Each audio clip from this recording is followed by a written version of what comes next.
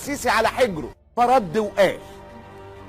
Well, Washington is owned by the Israel lobby, and the Egyptian government has long been pressured by Israel, largely controlled by Israel since the Camp David Accords were signed. And when Morsi came into power, he represented people who were interested in tearing up the Camp David Accords, which is what they should do. And of course, that couldn't stand. So that's why Israel, Bibi Netanyahu, overthrew President Morsi, the first democratically elected president in 5,000 years of Egyptian history, in order to essentially preserve Israel's ownership of Egypt. And Israel also owns the United States.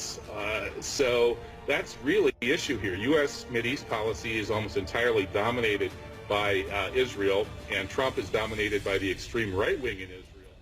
الغريب بزيادة زي المر بزيادة كده، كيفن لما اتسأل عن القواسم المشتركة بين الزعيمين السيسي وترامب، ترامب اللي رزق بحفيده اليهودي الثالث النهارده، كيفن رد وقال نصا، ركز. Both Assisi and Trump came to power over a weak opponent. In Assisi's case, it was Mohamed Morsi, and in the case of Trump, it was Hillary Clinton.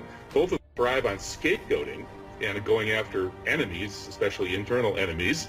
And both of them are extreme allies of Bibi Netanyahu in Israel. They both have Jewish families even.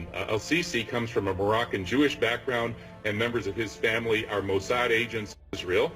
And Trump has a Jewish daughter and son-in-law, Jared Kushner, who's now one of his top advisors. والسؤال بيفرض نفسه بعد الكلمات الواضحة دي اللي بتتكرر أكتر من مرة في كل الفضاء الخارجي، الداخلي عندي هنا ملوش لازمة. هل مش من حقك وحقي وحق أكتر من 93 مليون مصري إنهم يتعرفوا على عائلة